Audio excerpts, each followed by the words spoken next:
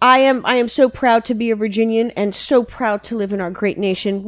As we approach the 4th of July, my heart is so full of love for our great nation. And we are so blessed right now to have Dave Brat on the line. Congressman Dave Brat. He is on the line right now. He represents Virginia's 7th District. He is a great leader. He's a freedom fighter. He fights for all of us, not only in the Commonwealth, but across our great nation. Welcome and good morning, Dave Brat. Hey, Martha, great to be on with you. Speaking of freedom fighters, always great to be with you. Yes, well, I'm a huge fan, and we are so grateful that you're in Washington, and we want to keep you fighting for us because you draw the line in the sand and you make sure that our freedoms and our liberties are protected every single day. Speaking of that, you are leading the charge. You're fighting to make sure that Obamacare, the health care bill, is repealed and replaced. Is that right? Yeah, that's right. That's a tough job. The Senate bill right now, we made a few improvements in the House bill. The Senate bill takes about 5 steps back. I mean, it's full subsidies to the big insurance firms, and no price reduction in the first couple of years. And so we got our usual heroes over there doing the heavy lifting. Rand and Cruz and all those guys are trying to keep it straight and add some not small tweaks. We need more than that. We need the major logic of that bill has to shift.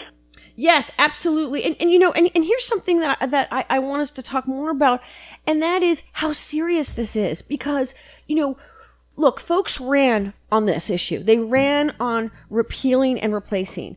And so we have a situation where we need to make good on those promises.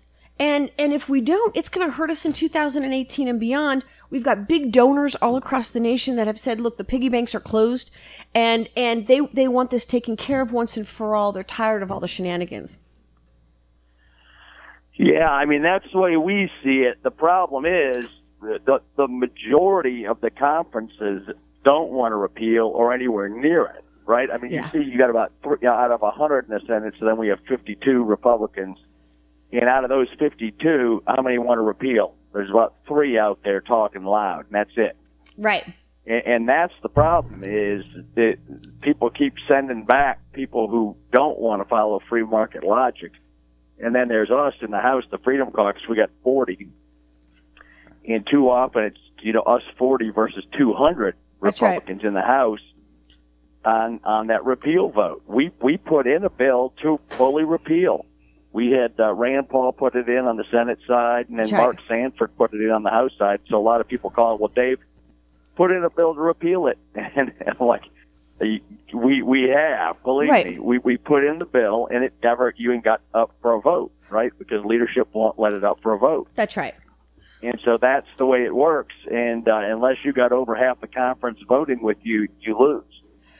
Well, what can the voters do to put pressure on our members? What can we, the people, do? The grassroots people, what can we do to send the message that, hey, listen, folks, you ran on the promise. You ran on the promise, and we backed you. We believed in you. We donated. We supported you, and now we need you to make good on that promise. What can we do?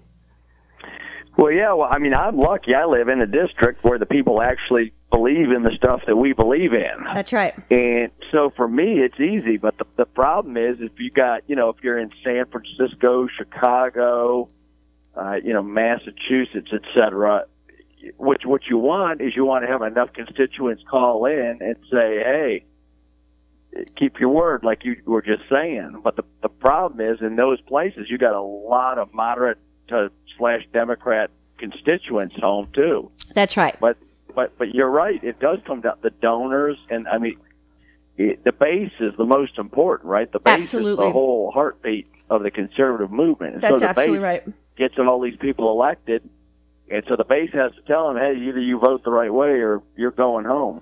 That's right. No, you're absolutely right, Dave. And I think too that we have such an opportunity here to show that our elected are delivering on their promise, and do you ever sleep? Because not only do you have to fight this, but then we've also trying to get real solid tax reform, right? Yeah, no, that's the biggie, right? Because no one's going to be doing, somersaults and handsprings over the health care bill. That, the way it looks right now, that's going to, hopefully we get it better, but it's just going to be neutral at best. Right. Right. And keep too much of Obamacare. So taxes are the key, right? I mean, I've said all week, if we don't pass tax reform this year, I mean, you might as well pack the bags, because our constituents will rightly know something. The swamp has just won. That's right.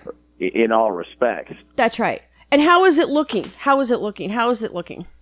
Well, that one looks to me, I mean, that one I haven't heard as major pushback. I mean, as Obamacare is just, like Rand said yesterday on the Sunday show, he said they're just loading the thing up like a Christmas tree. Right. They're just it's turning into a big spending program. The That's tax right. piece we haven't got to yet, right? That's the problem. Is it always sounds good. Our side rolls it out and says we're going to repeal Obamacare, and then on taxes we say we're going to lower the rates for this, that, and the other thing. But right now the problem with taxes is there's $1 trillion in the health care bill that you need to, if you're going to lower the rates in tax reform. And then on the House side, the leadership wanted this border adjustable tax added in there. That's $1 trillion as well, and that's going down because the White House and Mnuchin, and then the Senate said it's dead on arrival. So that border adjustable piece is going down, and so then you're short $2 trillion if those two pieces don't happen. That's right. And then, what will leadership say about lowering tax rates? They may just say, well, we can't lower rates as much. That's right. And then the people are not going to be happy. Well, we haven't had a balanced budget since Reagan, right? Yeah. Oh, yeah. I know. It's embarrassing. I mean, we're bragging about running this year, a $500 billion deficit, and we're saying that's an improvement. Right. It's embarrassing. We're throwing on $500 billion to our kids every year right now. Next year, I think it's gonna get even bigger under Republican leadership. We have the House, the Senate, and the White House, and the deficit's going to get bigger. Congressman Brat, this is Emily Brewer. I had a quick question for you. And so you've been elected now under a Democrat administration and now a Republican administration. What do you see the key differences are, and do you think things are moving at a more rapid pace, or is that just perception? Oh, yeah, it's moving ahead pretty good right now. And, I mean, the good part is the healthcare debate. Normally, the swamp wins, right? So the House would have said, oh, this is too heavy of a lift. We're going to skip healthcare. But then Trump came in and, whipped us all together and had our groups meet and other groups meet with him in the White House. And so that's the big new piece. There's a whole new spark plug in the White House that just won't take no for an answer. Well, the media is just ripping apart the administration so terribly bad right now that it just, I'm sure that it makes your job 10 times harder to do. Well, yeah, and that's where people can help. I mean, when you guys say, what can the people do? I mean, we get ripped for doing everything, right? The president's under assault for taking it to the talking heads. That's right. But the media always skips. There were about 90 hits on the president from those talking heads. And so it's not like he just on a whim decides to, and he hits hard. When he counterpunches, he counterpunches, right? So that's there's right. no missing it. And so that's all the press shows, and they don't show the tee up why he's doing that, of course. And yeah, it's full assault, right? The mainstream media, the CNNs and MSNBCs and all those, it's every show all day, total misinformation. And Trump is pretty much holding even. I mean, it's pretty remarkable. He's going head to head with the entire news media and breaking even.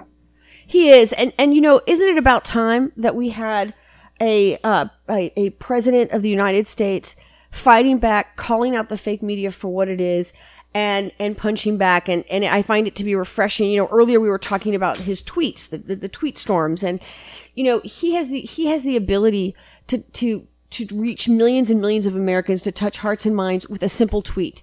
And it has changed the political landscape of our country, and the media doesn't know what to do with him. He's unlike any president they've ever had. And, Ronald Reagan was called the great communicator. And here we have a president that is really communicating, but using a different way to do it, and the media's pulling their hair out. Yeah, and it's interesting because it cuts two ways. On the one hand, it needs to be done, and now I have people even in the region, right, that now they've been educated about how bad the media is, and they say, I never knew it was this bad.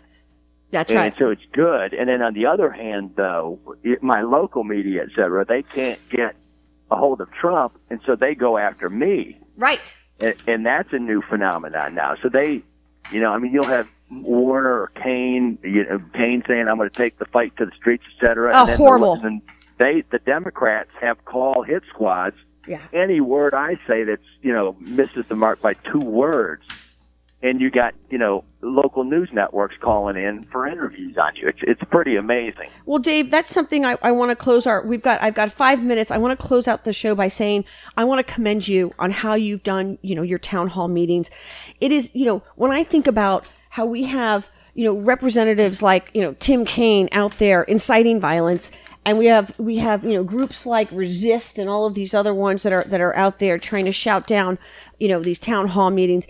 You handled it so beautifully, and I just want to thank you. You're always so transparent.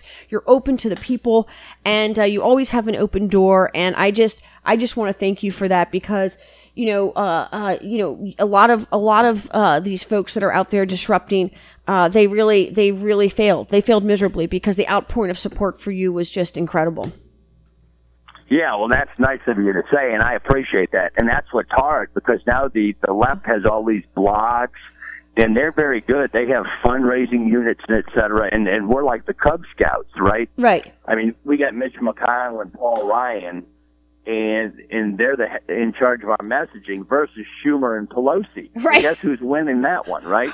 Right. And so we really need the people to step up. If you see us getting hit in the newspaper, please write in the next day. Absolutely. And say, hey, this is so bogus. What in the world are you writing? Do it professionally so they print it. That's right. We need to call them out, and we need to do it every chance we get. So, ladies and gentlemen, support Dave Brat. He's a friend. He's a great freedom fighter. He's a great American. And you can go to, what's the best way for folks to volunteer, donate, help, reach out to you? Is it, what's the best website for them to reach you at? Yeah, just DaveBrat.com, B-R-A-T, DaveBrat.com. And thank you for pointing that out, Martha. Absolutely. Thank you so much, Congressman Dave Brat, fighting for our freedom and protecting our rights in Washington. We are so blessed to have him in Washington, D.C. Thank you, Dave Brat. God bless. Thanks, God bless. Martha. Bye-bye. Thank you.